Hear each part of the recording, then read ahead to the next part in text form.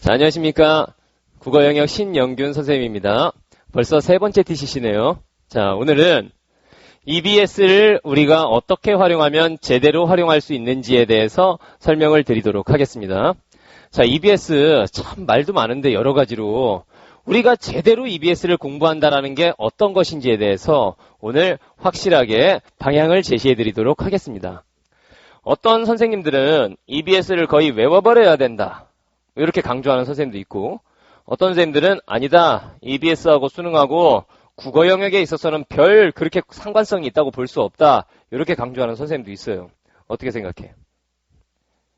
적당히 어떻게 생각해요? 적당히, 역시 이 커플 생각이 똑같네. 그래서 내가 지금 재수하는 거야. 자, 여기 잘 봐요. 적당이라는 게 어떤 적당인지에 대해서 우리가 잘 봐야 되는 겁니다. 어느 정도가 적당한 선인지. 너무 극단적으로 가면 안 돼. EBS 볼 필요 없어. 잘못된 말이에요. EBS 씹어 먹어야 돼. 잘못된 말이에요. 영역별로 다르다는 얘기지. 영역별로 써먹는 방법이 다르다라는 거예요. 그래서 오늘 우리가 배울 게 영역별로 EBS를 어떻게 활용할 것인지에 대해서 자세히 배울 거라 이겁니다. 알겠죠? 단순히 말로 떠드는 것보다 실제로 선생님이 준비한 자료 요거, 왼쪽이 6월 모의평가 실제 문제고 오른쪽이 EBS에서 발표한 이 문제는 EBS 이 책에서 따온 거다. 이 지문이에요. EBS에 있는 지문. 왼쪽이 6월 모평 실제 문제, 오른쪽이 EBS 교재에 실려있는 문제입니다. 영역별로 우리가 비교를 해보면서 어느 정도 어떻게 반영이 된 거고 어떤 식으로 변형이 됐는지, 그렇다면 우리는 어떤 방식으로 공부해야 되는지에 대해서 살펴보도록 하겠습니다. 거의 뭐 완벽하다고 할 수 있지. 어떻게 생각해?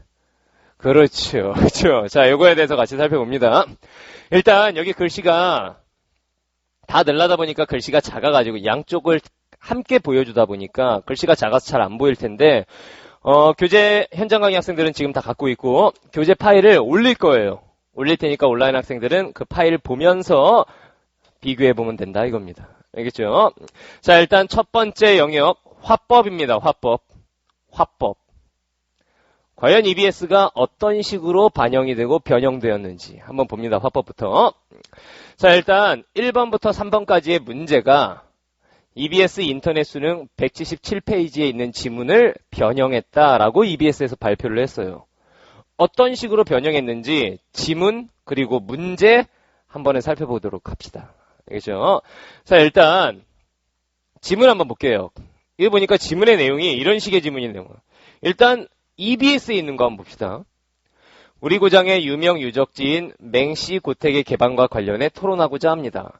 어떤 내용이냐면 유적지, 그중에 고택의 개방과 관련된 내용, 이런 내용이 나왔어요. 이런 내용이. 그리고 왼쪽에 보면은 6월 모의평가 실제 문제인데 어느 정도 유사한가? 두 번째 줄 끝에 보면은 지역 관광산업의 활성화, 이런 내용에 대해서 다뤘어요. 관광산업의 활성화. 그러니까 약간 비슷해 보이기도 하고 다른 것 같기도 하고. 그죠? 그러면 다음 부분 한번 또 볼게요. 이 중간 부분의 내용은 지금 양쪽이 다 다릅니다. 양쪽이 달라요.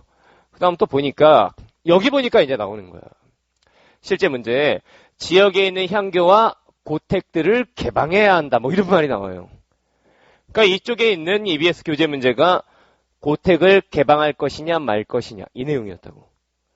모의평가에도 고택들을 개방할 것이냐 말 것이냐, 이런 내용이 나온단 말이지.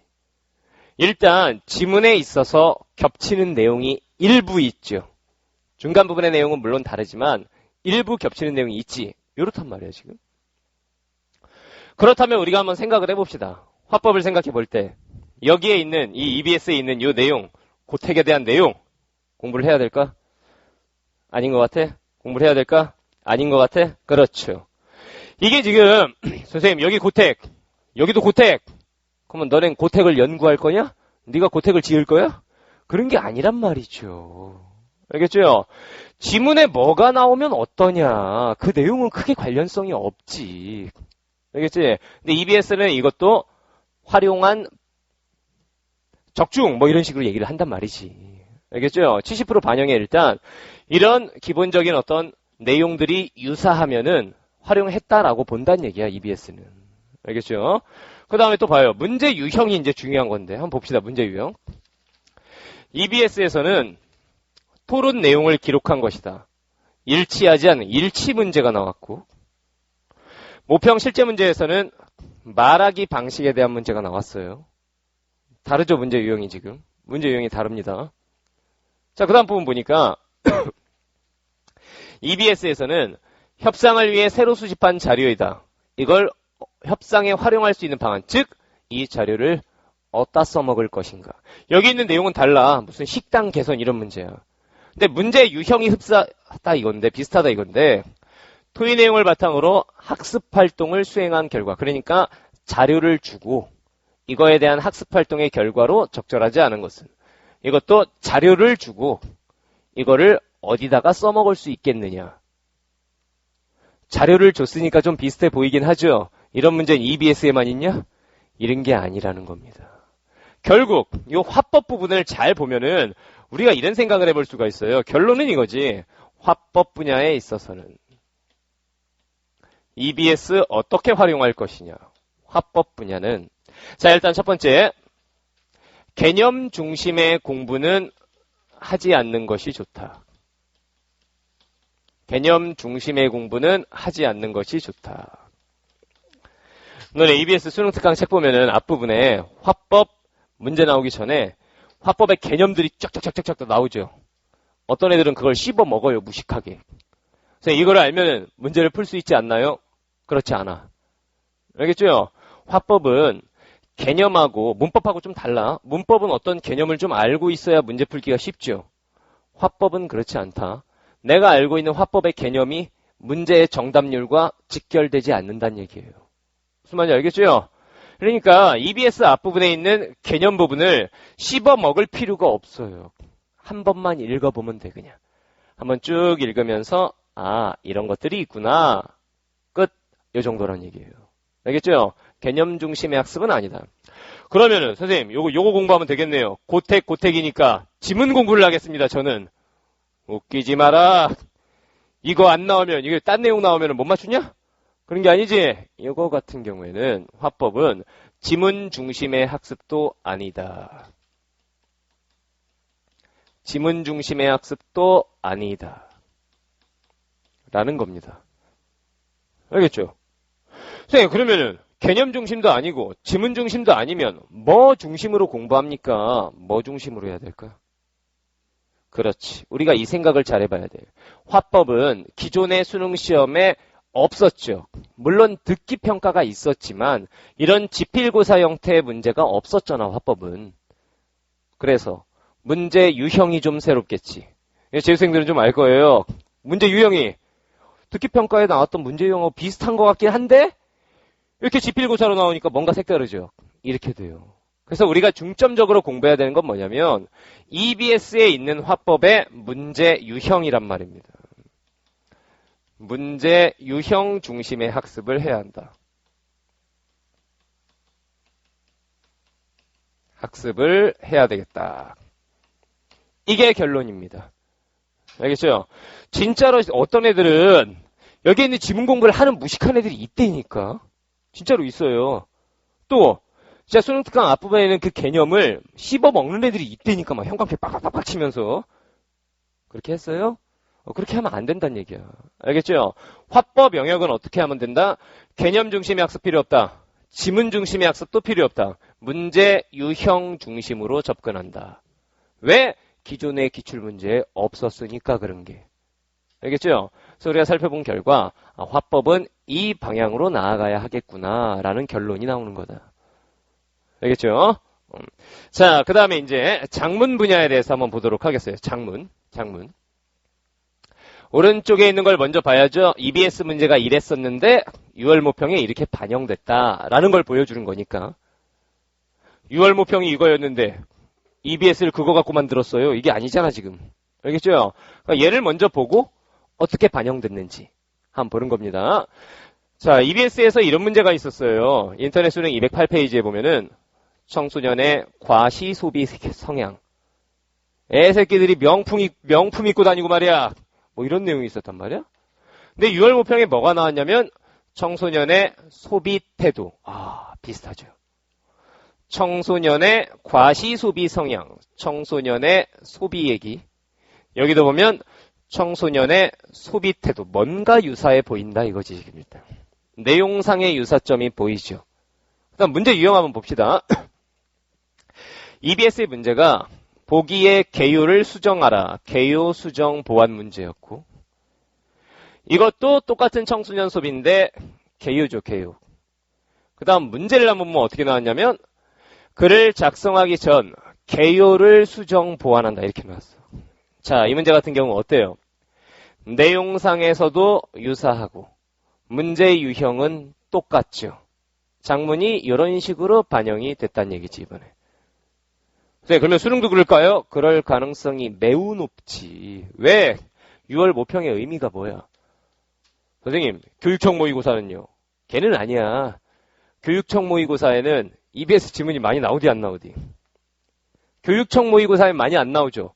오히려 요즘엔 사설 모의고사에서 EBS 문제들을 내. 미리 수능에 낼 만한 것들을 다 뽑아서 써버리는 거지, 자기들이. 교육청 모의고사는 기본적으로 학교 선생님들이 문제를 출제를 하죠. 그리고 올해 수능시험에 낼 지문이었는데 교육청 모의고사에 내버리면 어떻게 되는 거야? 그 지문 못 쓰는 거 아니야, 이제. 여러분들이 명심할 게 있어요. 올해 교육청 모의고사든 평가원 모의고사든 올해 여러분들이 본 모의고사에 출제됐던 지문은 때려 죽여도 수능에 못 나온다. 변별력 상실. 모든 애들이 이미 풀었던 거란 말이야. 특히나 교육청 모의고사는 어때? 재수생들 시험 볼 수 있냐 없냐? 못 보지. 재학생들 보지. 재학생들이 본 시험에 있던 지문이 수능시험에 나왔어. 재수생들은 폭발하겠죠. 그럴 수가 없는 거야. 못 나와요. 근데 평가원 모의고사는 전국에 있는 모든 애들이 다 봐, 그 시험을. 그러면 그 지문 그대로 내면 변별력이 떨어져. 애들이 한번 본 지문이란 말이야. 못 나와. 그러면 사설은요? 사설은 좀 얘기가 달라요. 사설 모의고사는 진짜 EBS에 있는 웬만한 중요한 지문들을 대성, 메가, 비상, 종로, 막 중앙 이런 모의고사에서 앵간한 지문들을 다 써버립니다. 그래서 완벽하게 걸러낼 수 있을지 확신할 수는 없어요. 물론 출제위원들이 갖고 들어가긴 할 거야, 그 시험지들을. 그래서 이거 메가 모의고사 나왔네? 이건 좀 그런데? 뭐 이런 식의 생각은 하겠지. 근데 완벽하게 거른다고 볼 수는 없어요. 오히려 사설 모의고사는. 알겠죠? 그럼 뭐 어쨌든 이 6월 모평이라고 하는 게 올해 수능이 어떨 것이다라는 걸 보여주는 그런 기준이 되는 시험이잖아, 이게. 알겠죠? 그러니까 이런 식으로 반영이 됐으면 실제 수능에서도 이런 식의 변형을 가할 가능성이 매우 높다는 얘기입니다. 알겠죠? 작문은 보니까 내용도 그렇고 문제 유형도 비슷하게 나왔다라는 거야. 그럼 다른 문제 한번 또 볼게요. 이런 문제야. 자, 다음을 읽고 물음에 답하시오 해놓고는 기억력에 대한 글을 썼대요. 선생님이 양쪽에 겹치는 부분은 이미 밑줄을 쳐놨습니다. 밑줄을 쳐놨어요. 자, EBS 자료 한번 봐봐. 뭐에 대한 실험이야? 기억에 대한 실험이야. 그럼 왼쪽에는 6월 모평 실제 문제는 어땠어? 기억력에 대한 글이야. 기억력을 향상시키는 방법, 이런 거에 대해서 나왔어. 양쪽 다 기억과 관련된 내용을 다루고 있지요. 내용상의 유사점에 있어서 성공을 거뒀다고 할 수 있겠지. 우리는 EBS에서 낸 거야! 라고 평가원에서는 말할 수 있다는 얘기예요, 이거. 알겠죠? 근데 문제 유형도 과연 똑같으냐? 그럼 문제 유형 한번 볼게요. 문제 유형은 이래. 자, EBS 교재 문제에 있는 문제는 이거야. 보기의 실험을 토대로 설명문을 쓸 거다. 구상 내용, 즉 글쓰기 계획 문제예요. 글쓰기 계획. 이쪽에 있는 거는 과제 초고에서 글쓴이가 활용한 글쓰기 방법. 이거는 실제로 활용한 글쓰기 방법에 대해서 나왔어. 한쪽은 글쓰기 계획, 이거는 실제로 활용한 글쓰기 방법. 뭔가 좀 비슷하죠. 글쓰기의 과정에 대해서 나왔지 지금. 그 다음에 보기의 실험을 토대로 쓴 설명문의 초고를 고쳐쓰기 문제가 나왔어. 6월 모평에도 보니까 고쳐쓰기 문제가 나온 거야. 내용도 유사하고 문제 유형도 유사하죠. 물론 선택지의 실질적인 내용은 여러분들이 보면 알겠지만 다릅니다. 지금 달라요. 이것까지 똑같으면 그게 내신 문제지. 그럴 수는 없겠지. 알겠죠? 여러분들이 일단 온라인 학생들 이 시험지들을 다 풀어보진 않아도 돼요. 그냥 한번 비교를 한번 딱 하고 선생님 강의를 지금 듣고 있으면 되는 겁니다. 왜냐면 6월 모평 최근에 시험 봤잖아. EBS 다 풀었을 테고 본 문제집을. 혹시 안 풀어본 사람이라면은 이쪽과 이쪽을 둘 다 풀어봐야겠지만 양쪽 다 EBS도 풀었고 모평도 풀어봤으면 그냥 한번 어느 정도 이렇게 나왔는지 비슷하게 나왔는지만 눈으로 언뜻 보고 그 다음 선생님 설명 들으면 됩니다. 그냥. 알겠죠? 자, 이런 식으로 나왔다. 물론 수업을 듣고 나서는 실질적으로 양쪽에 있는 문제를 다 풀어보세요. 그러면 피부로 느껴질 테니까 어떤 식의 변형인지가. 알겠죠? 이렇게 된다. 장문 문제가 이런 식으로 출제가 된다라고 하면은 우리가 장문은 어떤 식으로 공부할 것이냐 생각을 해봅시다. 자, 장문은 EBS를 이렇게 활용해야 한다. 자, 일단 장문 개념 중심의 학습을 해야 되는가? 어떻게 생각해요? 아니지요. 요거 아닙니다. 다시 말하면 수능 특강과 인터넷 수능 270제 같은 경우에는 앞에 막 자질구레한 설명들이 안 붙어 있지. 그냥 문제 270개 쫙 가죠. 근데 수능 특강이나 인터넷 수능은 각 영역 시작하기 전에 개념 설명이 쫙 나오지. 장문을 그 내용 부분을 다 씹어 먹을 것이냐? 아니야. 그건 아니야. 알겠죠? 뭐 어떻게 하면 돼? 한 번쯤 읽어보면 돼. 거기를 안 읽어봤다고 못 풀고 읽어봤다고 풀 수 있고 이게 아니란 얘기예요. 알겠죠? 이걸 이렇게 합니다. 개념 중심의 학습은 아니다. 그러면 지문 중심의 학습이냐? 어떻게 생각해요? 그렇죠. 아닙니다. 아니 선생님 여기 기억력 안 보여요? 기억력? 여기도 기억력 아니라고 이 똘빡들아. 그러면 기억력을 공부할 거냐? 그게 아니란 말이에요. 무슨 말인지 알겠죠? 그냥 비슷한 내용을 다루기만 했지. 그러면 니네가 이 문제 같은 경우에 청소년의 소비 성향을 연구할 거야? 뭐 할 건데 그거 연구해서? 그게 아니야. 이게 아니란 말이야. 중요한 거는 여기 청소년의 소비 실태 이게 중요한 게 아니라고 지금. 내용이 중요한 게 아니에요. 뭐가 중요할까? 그렇지. 역시 장문 부분도 문제 유형 중심의 학습이 필요하다. 결론은 이겁니다. 얘들아, 장문이 기존의 수능 시험에 있었던 쓰기 문제들하고 유사한데 살짝 신유형 문제가 있는 거 아니야. 쓰기 영역, 즉 장문 부분의 문제 유형은 거의 고정이 돼 있죠. 본 수업 시간에 다 얘기합니다. 글쓰기의 단계가 있잖아. 연상하기, 그 다음 또 뭐 글쓰기 계획 세우기, 자료 수집 및 활용하기, 그 다음 개요 수정하기, 표현하기, 즉 조건에 맞게 활용하기, 고쳐쓰기 이런 단계들이 있죠. 단계들마다 출제되는 유형이 거의 고정되어 있잖아요. 그 문제 유형 중심으로 공부를 하면 된다는 얘기입니다. 알겠죠? 결론, EBS의 문제 유형 중심의 학습이 필요하다 이겁니다. 알겠죠? 뭐 장문도 이래요. 선생님, 그러면 다 똑같이 가는 거 아닙니까 지금? 아니야. 그렇게 뻔한 얘기면 뭐하러 시작했겠어. 그죠? 그 다음 영역 잘 봐요. 여러분들이 아주 좋아하는 문법입니다. 문법. 신나죠 문법. 문제 낸 사람 죽여버리고 싶지? 이 문제 틀렸을걸? 이거 맞았어요? 틀렸죠? 맞았어? 요거 아니요 나온 거 맞았어? 축하합니다. 자, 여보세요. 이렇게 나왔는데 문법은 어떻게 되는 것이냐 한번 볼게요. EBS 교재 문제는 이런 식으로 나왔었어. 수능 특강 96페이지에 있는 문제를 바탕으로 만든 문제가 6월 모평 13번이다. 이렇게 EBS에서 발표를 했는데 보니까 일단 문제 유형이 흡사합니다. 탐구 과정에서 빵꾸 난 A 부분에 들어갈 사례는 이렇게 나왔어요. 6월 모평의 실제 문제는 다음에 탐구 과정에 기억, 빵꾸 뚫려 있죠. 여기에 들어갈 내용이 아닌 것은 이렇게 나왔어요. 문제 형태 비슷하죠, 일단. 그러면 다루고 있는 문법적인 개념이 비슷한가 한번 볼게요. EBS 교재에서는 약간 다른데 일단 어간에 붙은 뭐 이런 말이 나와요. 여기 실제 선택지로 가면 어간에 붙는다. 뭐 이런 말이 나오죠. 만약 이 부분에서 EBS를 공부하면서 어간이 뭔지를 확실하게 공부하고 넘어갔다면 이 선택지를 보기가 쉬웠겠지. 무슨 말인지 알겠죠? 그러니까 일단 EBS에서 활용하는 개념 공부를 할 필요가 있을까 없을까? 있겠지. 그리고 문제 유형이라고 하는 게 보니까 비슷해 안 비슷해? 문제 유형에 대한 공부도 해야겠어 안 해야겠어? 해야겠지. 그럼 이 보기 박스에 있는 이 지문의 내용은요. 공부를 해야 될까 말아야 될까? 여기에 있는 내용. 이게 뭐 어간에 이게 붙으면은 이거를 붙이거나 줄여 적는다. 뭐 이런 것들.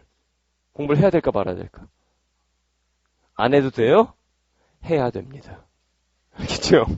잘 봐요, 그럼. 다른 문제는 선생님 어떻게 되나요? 다른 문제 봐봐.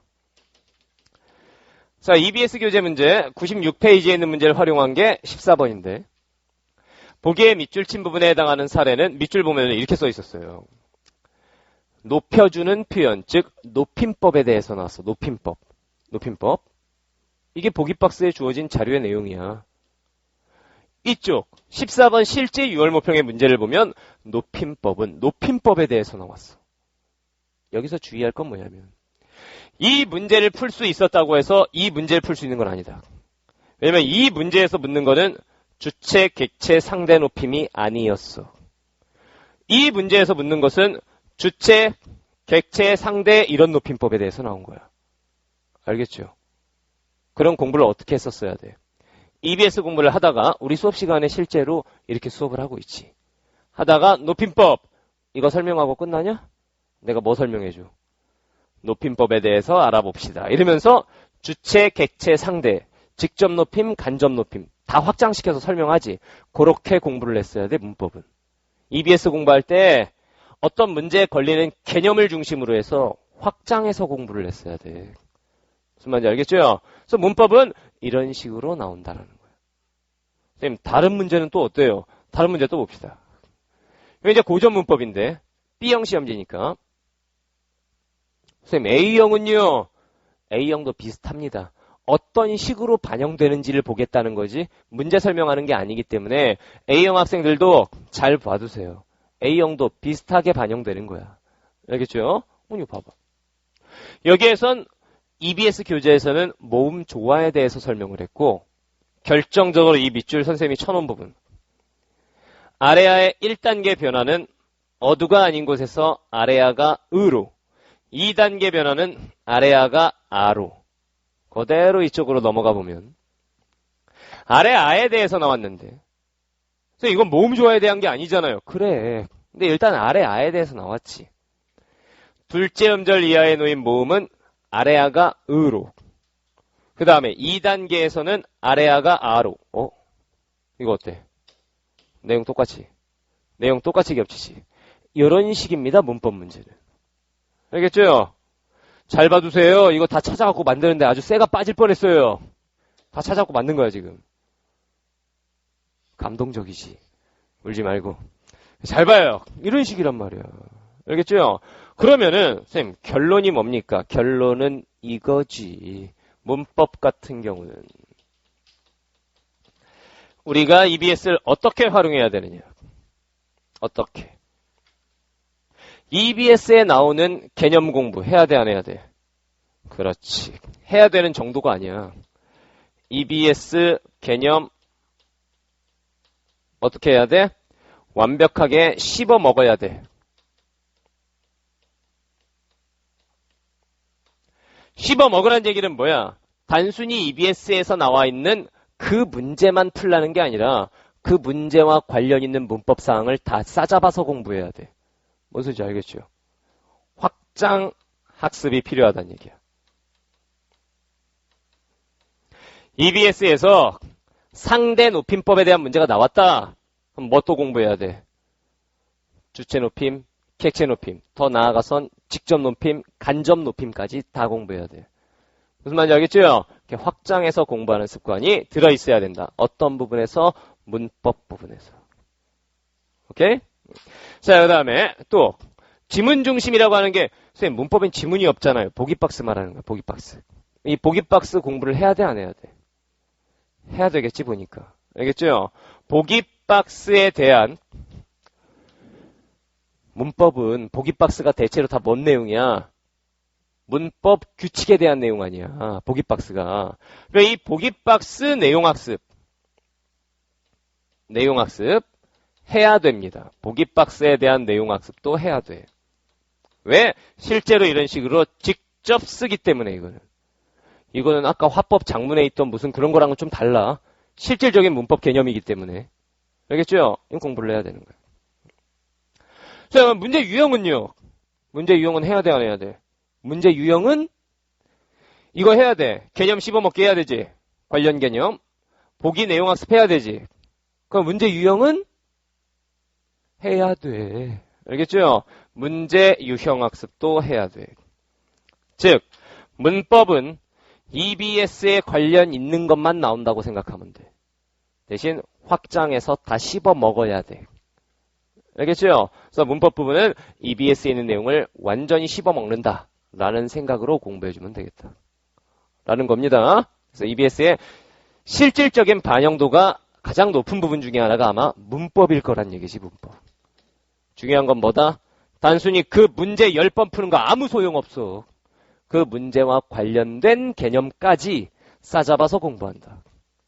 알겠죠? 이게 중요한 겁니다. 울라고 그러네. 감동받아가지고. 이렇게 하는 거예요. 알겠죠? 맨날 문제 공부 어떻게 했어? 이거 풀고. 아이씨, 틀렸네? 한 번 더 풀고. 더 풀고.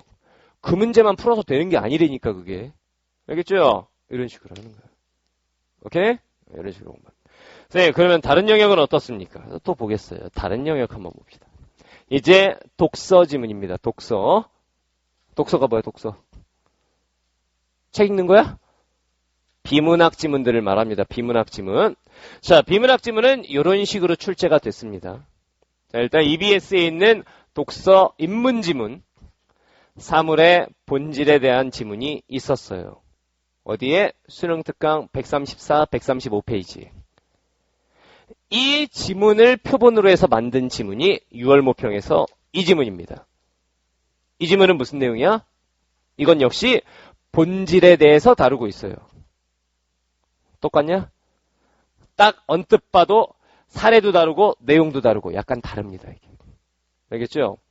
EBS 지문에서는 사물의 본질 쫙 설명하고 그다음 본질주의자들에 대해서 중점적으로 설명을 했어요. 그런데 실제 모평 문제에서는 본질에 대해서 설명한 부분은 약간 유사한데 지문의 내용은 본질주의자, 반본질주의자 이게 추가가 됐어. 반본질주의자. 그런데 이 반본질주의가 EBS에 완전히 없었던 내용은 아니야. 완전히 없었던 내용은 아니에요. 왜냐면은 EBS 지문 뒷부분에 본질주의에 대한 비판 이론이 나와. 그래서 니체 뭐 이런 사람들이 나와. 뭐 이 사람들이 본질주의 비판한 거니까 뭐야? 반본질주의에 해당하는 거야. 근데 지문에서는 니체 이런 사람은 안 나와. 실제 문제에는. 근데 반본질주의자라고 싸잡아서 내용이 나와. 그러면은 지문상에 유사한 점이 있어 없어? 있지. 일단 지문상에 유사한 점은 보입니다. 그 다음에 문제 유형 한번 볼게요. EBS에서는 지필 의도, 즉 주제 파악하는 문제가 나왔고 6월 모평에서는 반본질주의의 견해로 볼 수 있는 것은 이런 문제가 나왔어요. 일치 문제인 거죠, 그러니까. 그죠? 그런데 이것과 유사한 문제가 이겁니다, 이거. EBS 교재의 두 번째 문제. 기억을 바탕으로 한 필자의 관점과 거리가 먼 진술은 기억이 뭐냐면은 본질주의자. 이렇게 나왔죠. 그러면 이걸 바탕으로 한 관점과 거리가 멀다는 얘기는 뭐 찾으란 얘기야? 반본질주의자의 입장을 찾으란 얘기지. 이 문제가 반본질주의의 견해를 물었지. 결국 이 문제랑 통하는 문제가 되는 거야. 무슨 말인지 알겠죠? 이런 식으로 됩니다. 그 다음에 여기 있었던 어휘 문제는 여기는 없었던 문제고. 그 다음에 또 3번 문제를 비교해보면은 봐봐. 윗글을 바탕으로 보기에 대해 보인 반응. 적용하기 문제였죠. 지문의 개념, 보기 박스는 사례. 이 문제도 보면 윗글을 바탕으로 보기에 대해 추론. 지문의 개념, 보기 박스 사례. 똑같은 적용하기 문제지. 선생님, 문제 유형이 비슷합니다. 웃기지 마라. 이런 유형의 문제는 어느 문제집에 나 있다? 기출문제에도 수두룩 빽빽해요. 그러니까 이거는 문제 유형을 그대로 땄다라고 할 수는 없는 거야. 근데 EBS에서는 문제 유형을 땄다라고 말을 합니다. 어느 문제집에나 있어 이런 문제는. 알겠죠? 보기 박스에 있는 내용은 좀 다르단 말입니다. 지금. 오케이? 이런 식이었어. 즉 지문에 약간 유사한 점, 그 다음 문제 한 문제 정도가 일맥상통하는 문제. 이런 식으로 나왔습니다. 다음 지문도 볼게요. 한번. 사회지문인데 EBS에 이런 지문이 있었어요. 지적 재산권 보호에 대한 지문. 디지털 환경에 대해서도 나오고, 실제 유월모평 지문은 저작권의 보호, 디지털 환경에 대해서도 나오고, 키워드만 보면 내용 똑같은 것 같지? 똑같은 것 같지? 똑같냐? 실제로 잘 봐. 이게 인터넷 수능 지문인데 유월모평 이번에 봤지? 기억나지? 기억 안 나지? 솔직히 기억 안 나지? 비문학 지문 기억 안 나지? 기억이 안 날 거야 아마.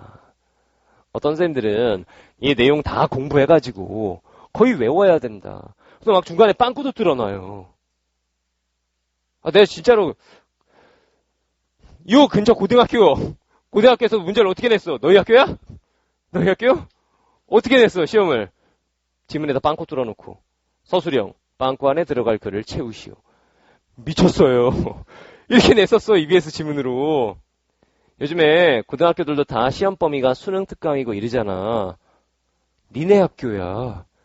니네 학교도 내용 중심으로 막 정리해가지고 이런 문제가 나왔었단 말이야. 이런 식으로 나와. 그런데 그렇게 공부하면 될까? 그건 아니란 얘기입니다. 알겠죠? 무슨 암기 과목이 아니잖아. 탐구도 아니고 이게. 알겠죠? 탐구도 그렇게 무식하게는 안 해. 알겠지? 이러지. 일단 보니까 키워드는 양쪽이 비슷하다. 근데 내용이 좀 다르다. 이쪽 내용은 주로 뭐에 대한 내용이냐면은 저작물의 공정 이용에 대한 내용이야. 이쪽 내용은 디지털 환경 시대에서의 저작 재산권에 대한 내용이고. 알겠죠? 내용의 방향이 좀 다릅니다. 방향이. 그 다음 부분에는 겹치는 내용이 거의 없어요. 이거는 EBS에 있는 키워드를 중심으로 해서 글을 썼되 아예 방향이 다른 지문. 오케이? 이런 식으로. 자, 그다음 문제 유형을 비교해보면은 EBS 교재에선 윗글의 내용과 일치하지 않는 것은, 유월모평 문제에선 윗글에 대한 일치 문제죠. 선생님 적중입니다. 미쳤냐? 일치 문제 다른 문제집에는 없어? 다 있어 다. 이건 문제 유형 적중이 아닌 거야 이거는. 알겠죠? 안에 있는 내용도 좀 달라요 보면은. 지문의 내용이 다르니까. 그 다음에 요거.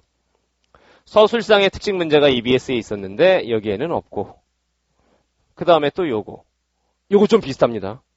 EBS에 윗글을 바탕으로 보기의 사례 적용하기 문제가 있었어.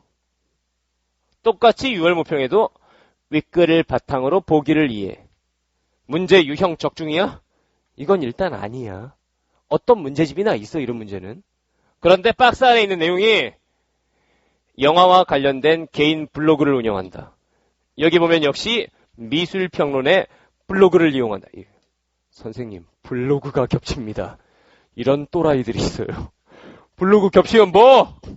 네가 만들 거야 이거 블로그? 그게 아니란 얘기야. 무슨 말인지 알겠지? 단순히 그냥 안에 있는 키워드 겹쳤을 뿐인 건데, 그런데 선택지도 보면 선택지 EBS에서 5번째 보면 대가를 지불할 거냐 말 거냐 이런 얘기가 나와. 여기도 보면은 사용료를 지불할 거냐 말 거냐 이런 내용이 나와. 여기는 좀 의미가 있네. 여기는. 그렇죠? 이런 경우에 대가 지불해야 되느냐, 이런 경우에 사용료 지불해야 되느냐, 이건 좀 의미가 있어요. 비슷하게 썼죠 이거는. 알겠죠? 서로 대응시켜서 문제를 만들려고 한 노력의 흔적이야. 알겠지? 이런 식이다. 자, 그 다음 하나만 더 볼게요. 독서 과학 지문인데 이번에는 너네가 아주 싫어하는 지문이죠. 잘 봐. 이 지문이 니네를 환장하게 했다고. 눈깔 지문. 눈깔 지문 기억나? 다람쥐가 지나가다 여우가 쳐 자고 있는데 저 눈가를 뽑아버리려면 어떻게, 기억나죠? 그거야, 요거. 잘 봐. EBS에는 어떻게 나왔냐면, 3D TV. 이거 우리 수업 시간에 했지, 다. 이 다 한 거야, 우리 수업 시간에. 3D TV 집에 있어? 막 이런 거 물어보면서 수업했던 내용이야. 근데 애들이 뭐라고 그랬느냐. 시험장에 가서 이게 나왔는데, 이게 이거였는지 전혀 기억이 나지 않는다, 이거지. 전혀 기억이 안 났을 거야, 아마. 기억이 나디? 잘 봐요. 수능 특강의 148페이지에 보면 이런 지문이 있었어요. 3D TV 얘기로 시작해서 입체적으로 영상을 보려면 어떻게 하느냐? 이런 얘기로 가다가 이런 말이 나와. 양안의 초점 조절, 단안 요인, 무슨 경험에 의한 3차원적 착시 이런 말이 나왔어요. 그리고 6월 모평 실제 지문을 보면 3D TV 얘기는 빠졌어. 3D TV를 어떻게 만드는지 그 원리도 빠졌어. 근데 이게 나와. 양안 단서, 단안 단서. 일단 키워드 겹치지, 키워드. 그러면은 EBS 공부할 때 단안 단서가 뭐였는지 막 쎄빠지게 공부한 애들. 단안 단서. 한쪽 눈깔로 볼 수 있다. 뭐 이런 거 하면은 이거 보면 딱 맞출 수 있을까? 기억은 날 거라마. 이거 그건데? 이런 느낌 정도. 이런 느낌 정도지. 알겠죠? 여기도 이런 말은 나와요. 경험으로부터 추론에 의해 세계를 3차원으로 인식할 수 있다. 여기도 경험에 의한 3차원적 착시 이런 말이 나오죠. 그 다음 키워드가 더 겹쳐. EBS에 보면 이런 것들이 있어. 직선 원근, 운동 시차 뭐 이런 거. 6월 모평에도 보면 직선 원근, 운동 시차 이런 게 나온단 말이지. 기억날까? 시험장에서? 한강 학생들은 이거를 6월 모평을 보기 전에 2주 전에 이 지문을 가지고 수업을 했었어요. 그래 2주에 여러분들은 6월 모평을 봤죠.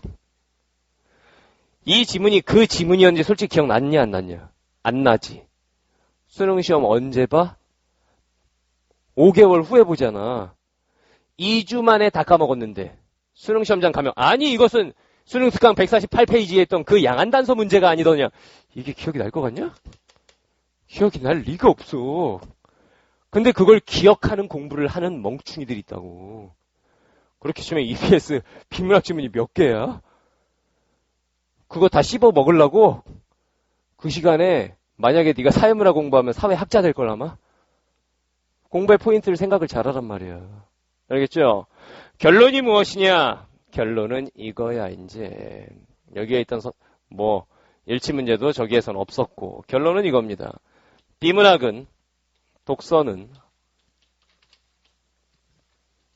자 일단 첫 번째 개념 중심의 공부 해야 하네요. 뭐 어떤 개념? 양안 단서가 뭔지에 대한 개념? 이게 아니지. 개념 중심의 공부는 아니다. 개념 중심의 학습은 분명히 아니다. 사실 비문학 같은 경우에 문학에 비해서 우리가 공부할 개념이라는 게 많지 않죠. 뭐 서술 방식이라든가 뭐 추론 방식이라든가 몇 가지가 있긴 하지만 시 딱 배우려면 화자 뭐 이거 쫙 시작하잖아. 소설 뭐 인물 무슨 시점 쫙 이런 게 있지. 비문학 인문 맹자를 공부할 거야? 그럼 뭐 할 거야? 비문학 과학 뉴턴을 씹어먹을 거냐? 이게 아니지. 그러니까 우리가 배워야 할 개념이라는 게 사실은 딱 정해져 있다고 볼 수가 없어요. 비문학 쪽은. 개념 중심의 공부가 아니야. 특히나 인터넷 수능 화작문 비문학 그 책을 보면 예술이에요. 그 책 만든 사람 전국적으로 쌍욕을 먹고 있어요. 개념 부분엔 이상한 얘기들 써 있죠. 설명문이란 이런 거예요. 그러면서 이상한 얘기 막 써 있고 그 다음에 막상 문제로 딱 들어가면 네가 아까 갖고 와서 물어봤잖아. 뭐가 나와? 주관식. 서술형이 나와요. 수능시험에 서술형 평가 몇 문제야? 없죠. 근데 거긴 막 서술형. 그런데 아마도 거기에 쓰인 지문 한두 개 정도는 활용해가지고 그걸 객관식으로 변형해서 출제할 수도 있다. 우리는 그런 불안감 때문에 그 부분을 안 볼 수도 없어. 완전 애들 연맥이는 거예요, 지금. 문제 딱 보면 주관식이에요. 봤죠? 인터넷 수능 책. 골 때리게 나와 있어요. 그 책을 어떻게 활용할 것인지 잘 생각해. 우리는 선생님이 재종반에서 이제 특강을 할 때 이런 식으로 써요. 주관식으로 나와 있는 문제를 전에 설명한 대로 지문 안에서 답의 근거를 찾아서 밑줄 딱 치고 3번 내용 이런 식으로 하고 넘어갑니다. 서술형으로 줄줄줄 쓰고 외우지 않아요. 그런 공부는 안 되니까. 알겠죠? 독서는 개념 중심의 학습은 아니다. 그러면은 지문 중심의 학습이냐? 어떻게 생각해요? 아니죠. 지문 중심의 학습도 물론 아니다. 선생님, 직선 원근 나오잖아요. 그럼 직선 원근 공부해봐, 어디. 그런 식으로 하면은 수능 특강부터 수능 완성까지 그 수많은 비문학 지문들의 내용을 공부하겠다고? 해봐, 어디. 어떻게 되나. 쎄 빠지게 해봐라. 만약 그 지문 나온다고 맞출 수 있는지. 거기 아닐 거란 얘기지. 알겠죠? 여기 아니에요. 자, 그러면은 문제 유형 중심으로 공부해야 되겠군요. 어떻게 생각해? 이거는 세모. 중간 정도. 세모가 나오기 시작했어요. 중간 정도. 이건 뭔 소리냐면은 이런 비문학에 출제되는 이런 문제 유형 어떤 문제집에나 다 있습니다. 다 있어요. 그런데 이렇게 살펴보듯이 이렇게 문제 유형을 적용해서 내기 위해 노력한 문제들이 보여 지금. 보이죠? 이런 문제들이. 그러니까 문제 유형 중심의 학습은 약간 필요하다. 알겠죠? 이렇게 얘기할 수 있단 말이지. 그러면 결국 비문학에서 우리가 생각해야 되는 건 결론은 이거야. EBS 비문학 지문들을 공부해야 되긴 해야 되지만 그냥 지문이 EBS일 뿐이다. 이렇게 생각하고 공부하세요. 지문 씹어 먹으려고 하지 말고. 알겠죠? 또 어떻게 생각해? 그냥 익숙한 느낌 정도면 오케이다.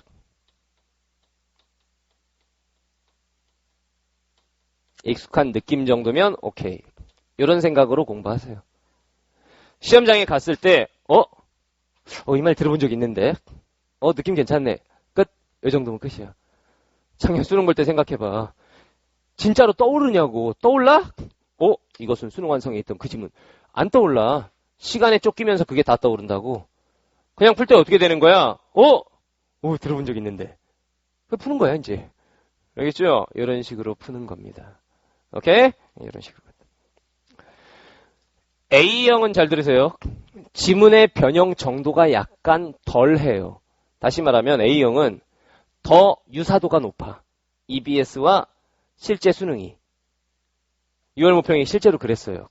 B형은 많이 바뀌었잖아, 내용이. 근데 A형은 바뀐 정도가 좀 덜해. 그러면 지문을 씹어 먹을게요. 씹어 먹어봐, 어디. 어떻게 되나. 알겠죠? 거기에 아니란 얘기입니다.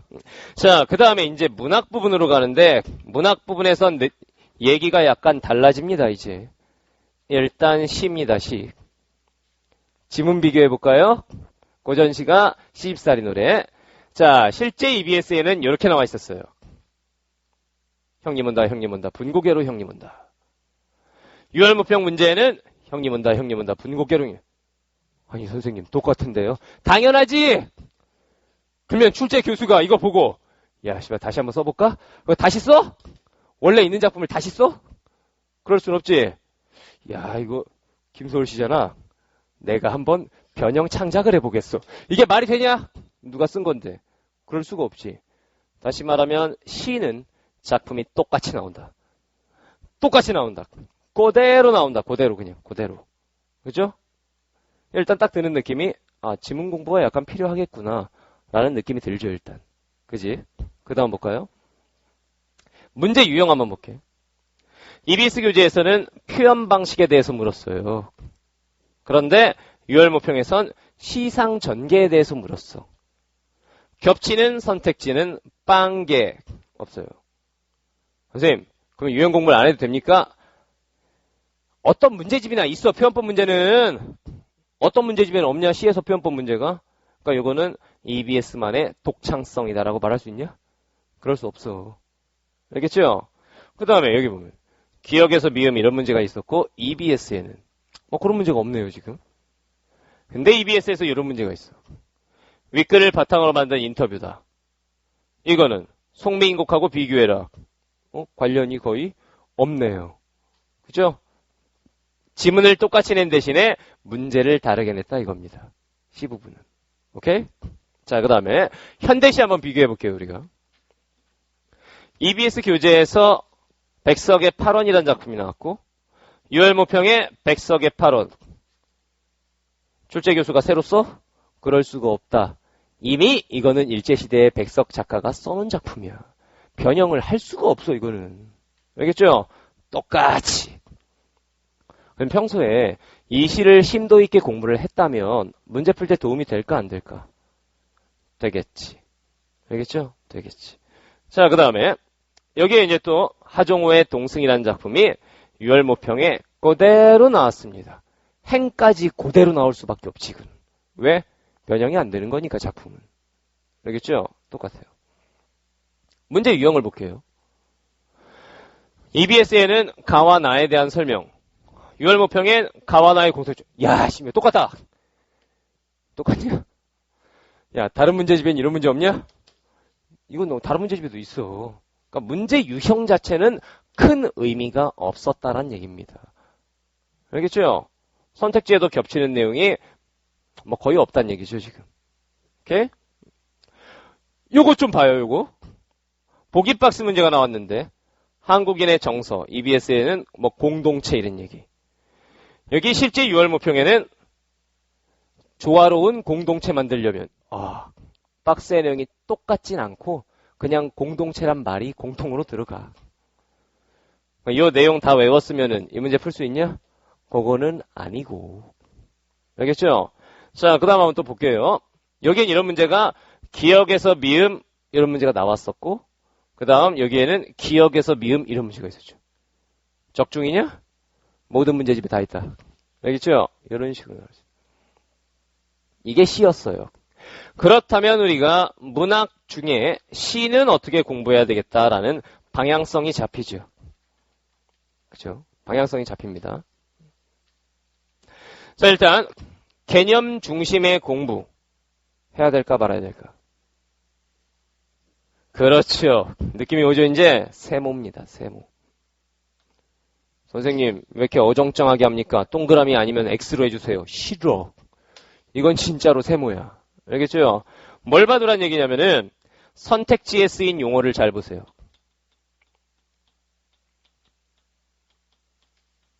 EBS에서 선택지에 나온 용어, 그리고 보기 박스에 나오는 용어를 활용해서 문제를 냈더라 이거지. 알겠죠? 선택지 용어 잘 보시라.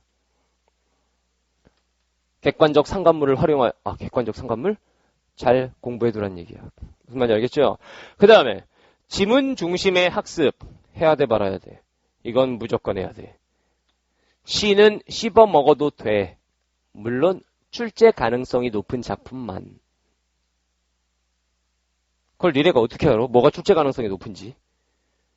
선생님 본 수업에서 출제 가능성이 높은 지문들을 가지고 수업을 하고 있죠. 너네는 잘 구별이 안 될 텐데 가르치는 사람의 입장에서 보면은 보여요, 그런 게. 출제 가능성이 높은 지문들을 중심으로 해서 공부를 하는 거예요. 물론 잘 들어. EBS 뒤에 답안지에 있는 주제, 소재, 갈래 이러고 공부하면 되냐? 무조건 망할 것이다. 내 스스로 정리하는 연습을 해야지. 우리 수업 시간에 배우는 감상법 있죠? 현장 강의 학생들 실제로 그렇게 합니다. 하고 있지? 누가 어떠한 상황에서 무엇을 어떻게 표현하고 있는가. 플러스 중심 소재의 의미와 기능.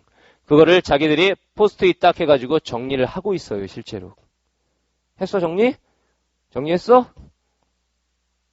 좀 했어요? 그렇지. 이런 식으로 정리를 하고 있습니다. 자기가 스스로 정리하는 거야. 어떤 애가 이런 말을 했죠. 이번에 100점 맞으네. 100점 맞으니까. 선생님, 쉬어. 선생님, 감상법 배우고 나서 EBS에 있는 거 자기가 다 해봤대요. 포스트잇 다 실제로 붙어 있더라고. 포스트잇 붙여갖고 정리를 해봤대. 시험장에 갔더니 동승이 나왔다는 거야. 그냥 바로 풀었대요, 문제를. 이게 되죠, 시는. 변형이 안 되는 지문이니까. 알겠죠? 지문 중심의 학습이 있어야 된다. 문제 유형 중심의 학습은 어때? 요거는 세모. 그냥 보편적인 문제 유형들이기 때문에 EBS에 있는 문제 유형이 독특하지 않아요. 그러니까 세모. 알겠죠? 다만 보기 박스에 들어간 말들은 활용될 수도 있으니까 한번 잘 읽어보시라. 그 정도. 오케이? 이렇게 됩니다. 자, 그러면 우리가 마지막으로 소설 한번 보겠습니다. 소설. 선생님, 수필은요? 수필은 EBS에 없는 게 나왔잖아. 그러니까 소설. 중에서 고전소설은 조웅전이라는 작품이었는데 수능 특강하고 인터넷 수능이 아니라 270제 쪽에서 나와버렸지. 270제 책을 발간하자마자 유혈모평을 내버렸어요. 이거는 EBS에서 냈다기보다는 그냥 고전소설 유혈모평 출제가 먼저였을 수도 있어. 출제 들어간 게. 그러니까 그 출제 들어갔었는데 거기서 조웅전을 선택했는데 270제에 마침 그 작품이 있었다. 이럴 가능성이 더 높아요. 270제 애들 아직 풀지도 않았는데 그거 반영했겠어? 그럴 가능성은 높지 않죠. 알겠죠? 그럼 요거 한번 봅시다. 소설입니다. 소설, 현대소설. 선생님, 이 밑줄 뭔가요? 우리도 칠까요? 아니, 이 밑줄의 의미는 겹치는 부분입니다. 겹치는 부분. EBS에서 인터넷 수능 117에서 119쪽까지 만세전이 나옵니다. 쫙 나오는 내용 중 이 부분이 겹칩니다. 한 문단, 한 문단. 한 문단. 한 문단. 그 다음에 유월모평에다 보면 이 부분 잘 봐.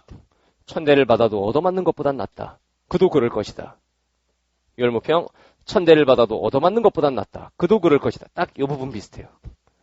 이 부분만 똑같아요. 이 부분만. 역시 소설도 변형이 안 되기 때문에 그 일부 부분이 겹친다면 내용은 당연히 똑같을 수밖에 없는 거지. 출제하는 사람이 다시 써 소설? 그럴 수 없는 거지. 그래서 비문학은 다시 써요. 그래. 비문학 지문은 3D TV 지문 쫙 읽고 이거 내야지. 그리고 다시 써요.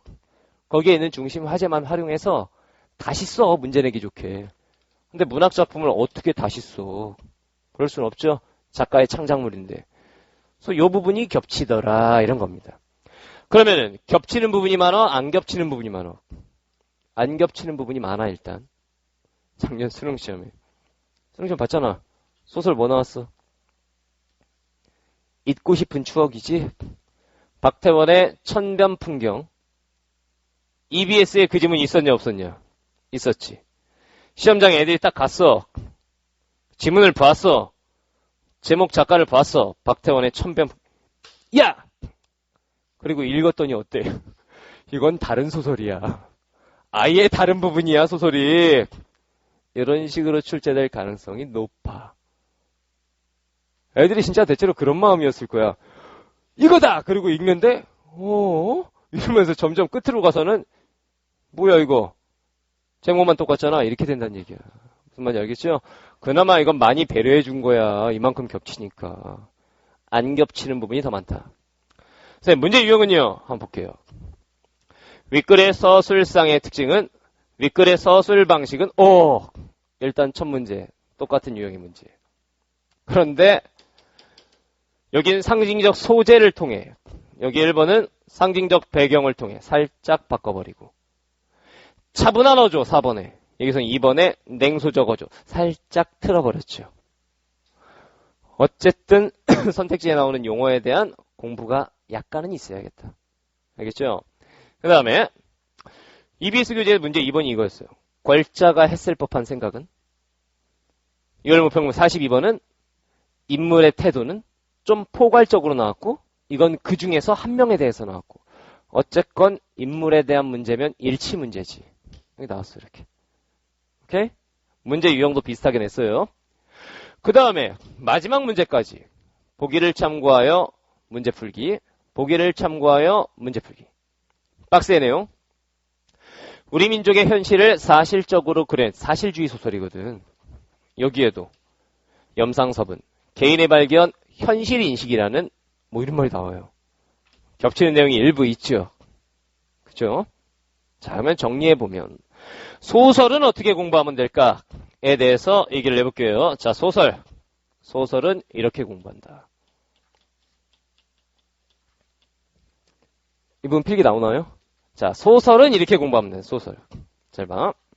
자, 일단 개념 중심의 학습 해야 될까 말아야 될까? 동그라미 세모 X. 그렇지. 세모. 어떻게 하면 되는 거야? 역시 얘랑 똑같지. 선택지 용어 정도는 좀 잘 봐둬야 되겠다. 오케이? 자, 그 다음에 지문 중심의 학습 어떻게 생각해? 그렇지. 세모입니다. 소설은 지문이 시처럼 똑같이 안 나올 것이다. 다른 부분이 나올 것이다. 그렇기 때문에 그 지문의 내용을 씹어먹는 게 오히려 독이 될 수도 있다, 잘못하면. 당황을 하게 되거든. 내가 아는 이 소설은 이건데 왜 이건 딴 내용이지? 이렇게 된다고. 알겠죠? 그러니까 이건 세모야. 다만 요거 해야 된다. EBS 답안지에 보면 뭐가 나오냐면 각 작품에 뭐가 나와? 전체 줄거리가 나옵니다. 출제 가능성이 높은 작품들은 전체 줄거리를 한번 읽어보시라. 답안지에 있는, EBS 답안지에 있는 전체 줄거리를 한번 읽어보시라. 출제 가능성이 높은 작품들만. 알겠죠? 전체 줄거리를 한번 읽어보시라. 이렇게 되고. 자, 그 다음에 요거 문제 유형에 대한 공부는 어때요? 요것도 세모죠. 다른 문제집에도 저런 문제 유형이 있어요. 알겠죠? 요것도 세모. 오케이? 자, 그러면은 우리가 이제 소설 같은 경우에는 이렇게 생각하면 돼. 소설 같은 경우는 어떻게? 지문과 다른 부분이 출제될 가능성이 높다. EBS 지문과는 다른 부분 출제 가능성이 높다. 출제 가능성이 높다. 그러니까 전체 줄거리 정도 읽어보면 되겠다. EBS에 있는 바로 그 부분의 내용을 씹어 먹으려고 할 필요는 없다. 읽어봐라.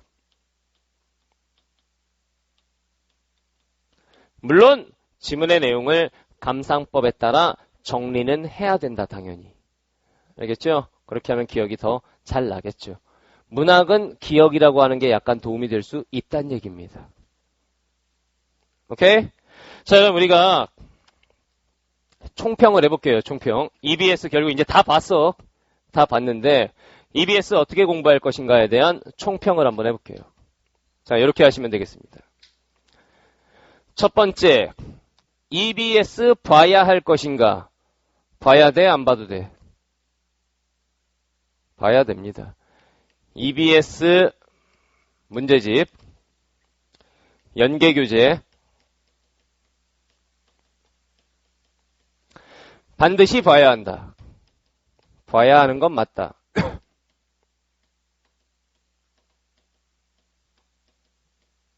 반드시 봐야 한다.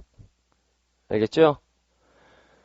두 번째, 그러나, but. 너무 의존하면 시험 망한다.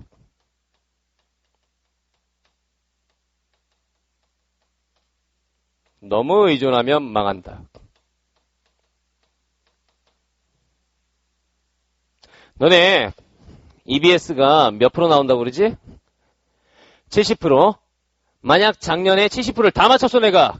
70점이야. 몇 등급이게? 6등급. 올해 6월 모평 EBS 70%를 다 맞춰버렸어. 몇 등급이게? 5등급. 너네가 공부하는 목적은 6등급을 맞으려고? 그게 아니죠. 나머지 30%에서 결판 난다라는 생각으로 공부하세요. 알겠죠? 나머지 30%에서 결판 난다. 라는 생각으로 공부해야 된다. EBS에 너무 의존했을 때 가장 큰 폐해가 이거야. 시험장에 갔어. EBS 많이 나오겠지? 딱 봤어. EBS다. 풀어. 비슷해. 풀어. 그러다가 EBS 지문이 아닌 게 나왔어. 멘붕. 그 순간 멘탈 붕괴. 그러면 끝나는 거야, 그 시험은. 알겠죠? 분명히 EBS 지문이 나오는 게 있고 EBS 지문이 아닌 게 나오는 문제들이 있어. 너무 의존하면 망한다. 즉, 내가 기억해서 풀겠다. 어떻게 기억해서 풀어? 기억이 다 나냐고, 그게. 그게 아니야. 그 다음 세 번째. 우리가 지금 오늘 수업에서 뭐 배운 거야? 영역별로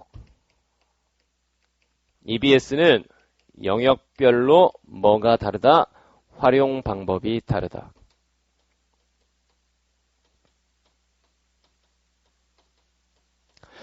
선생님, 영역별로 활용 방법이 뭐가 다른가요?